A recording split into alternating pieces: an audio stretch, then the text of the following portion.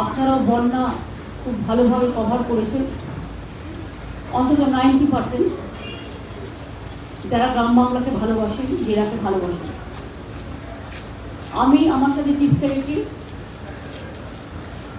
এবং বিশেষ করে আমার সাথে মিনিস্টাররা, এমএলএরা, জেলা পরিষদের সভাধিপতি সহ অল মিউনিসিপ্যালিটি চেয়ারম্যান, জেলা পরিষদ পঞ্চায়েত সমিতি সকলেই ছিলেন।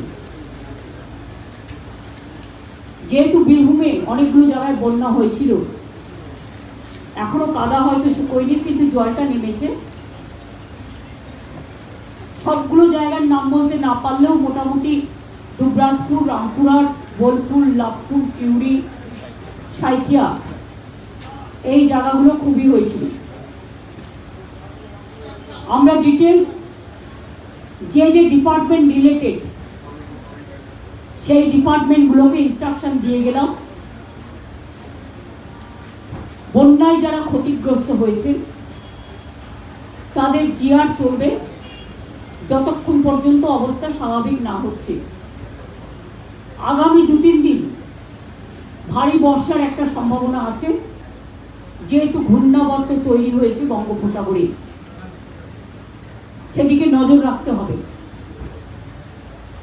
2 হচ্ছে গ্রামীণ অঞ্চলে যে রাস্তাঘাটগুলো ভেঙে গেছে বন্যায় জলে, আমি আমাদের এমএলএদের ইনস্ট্রাকশন দিয়েছি তাদের এমএলএ ল্যাডের টাকাটা সম্পূর্ণই গ্রামীণ রাস্তাগুলো খরচ করবে গ্রামীণ এবছরটা মার্চ পর্যন্ত। আর এমপিদের ইনস্ট্রাকশন দিয়েছি তারা গ্রামীণ রাস্তায় 1 কোটি টাকা খরচ করবে। এই 1 কোটি টাকা স্কুল খরচ করবে স্কুলের জন্য, যেখানে স্কুলগুলো খারাপ হয়ে গেছে, আর 4 কোটি টাকা তার এলাকায় গ্রামীণ রাস্তার জন্য খরচ করবে। বাদ বাকি আমরা পঞ্চায়েত ডিপার্টমেন্ট থেকে সার্ভে করে দেখে নেব, যতটা সম্ভব করতে পারবো। 3 হচ্ছে আমরা 11 লক্ষ বাড়ি ডিসেম্বরে ছাড়ব। 3 বছর কেন্দ্রীয় সরকার আমাদের গ্রামীণ আবাসের কোনো টাকা দেয়নি, তাছাড়াও 1,70,000 কোটি টাকা আমরা পাই।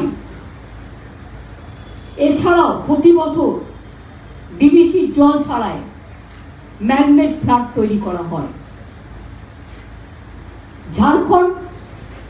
ঝাড়খণ্ডে বৃষ্টি হলে আমাদের চিন্তা হয়, বাংলার বর্ষায় বাংলায় বন্যা হয় না, ঝাড়খণ্ডের জলে প্রতি বছর বাংলায় বন্যা করা হয়। আর আমার মনে পড়ে 2009, 2099, 2000 ওই সময়টা হবে, আমি তখন রেলমন্ত্রী ছিলাম, আমার বাড়িতে জল ঢুকে গেছিল 1 কোমর। সেই সময় লাস্ট এতটা জল ছাড়া হয়েছিল। তারপর থেকে আমরা গভর্নমেন্টে আসার পর থেকে আমরা কিন্তু কন্টিনিউয়াস মনিটরিং করি। এইবারই প্রথম আমি দেখলাম এতদিন বাদে এখন ডিবিসির জলটা নাকি জল শক্তি মন্ত্রক থেকে ছাড়া হয়। ফলে তারা আমাদের না জানি যেভাবে জল ছেড়েছে, এবং কালকেও আপনারা আমার সাথে অনেকেই ছিলেন দুর্গাপুর ব্যারেজে, আপনারা বাঁকুড়ায় দেখে এসছেন বর্জরায় জলের স্রোতটা কিভাবে আসছে। এখনো খানাকুল 1, 2, উদয়নারায়ণপুর, আমতা, উলুবেড়ি ওই দিকটা এবং ঘাটাল অনেকটাই জলের তলায় আছে।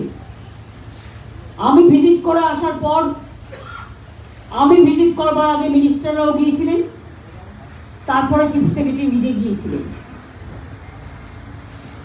তারপরেও আমরা পুলিশ থেকে ক্যাম্প চলছে,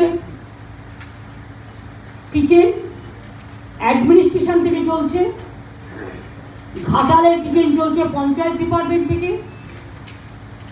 এছাড়াও আমি আমার দলের পক্ষ থেকেও ড্রাই ফুডের প্যাকেট সব পরিবারকে পাঠানোর ব্যবস্থা করেছি। রাস্তা ছাড়াও যেটা আমি বাড়ির কথা বলছিলাম, 11 লক্ষ বাড়ির মধ্যে আমি ইতিমধ্যে 65,000 বাড়ি মাইনরিটি ডিপার্টমেন্ট থেকে ডেস্টিটিউট উইমেনদের করে দিচ্ছি। কাজে এখন বন্যায় যে বাড়িগুলো একেবারে রসাতলে গেছে, মানে ভেঙে গেছে, সম্পূর্ণভাবে বিধ্বস্ত হয়েছে, সেখানে আমার যে 11 লক্ষ লিস্ট আছে সেই লিস্টের মধ্যে বাড়িগুলো আছে কিনা দেখে নিতে বলেছি। সার্ভেটা বর্ষা মানে জাস্ট শেষ হলেই শুরু করবে। ডিসেম্বরের ফার্স্ট উইকে আমরা প্রথম টাকাটা দেব, প্রথম কিস্তি। 60,000 বাড়ি ইতিমধ্যেই মাইনরিটি ডিপার্টমেন্ট থেকে আমি করেছি, করবার জন্য দিয়েছি, সেইটা অ্যাড হবে। প্লাস আরও কত বাড়ি একদম এখনো 50 লক্ষ মাটির বাড়ি বাংলায় আছে। 50 লক্ষ আমরা করতে পেরেছি 13 বছরে। সংখ্যাটা তো কম নয়, গ্রামের সংখ্যাই বেশি, মনে রাখবেন, শহরের সংখ্যা কম।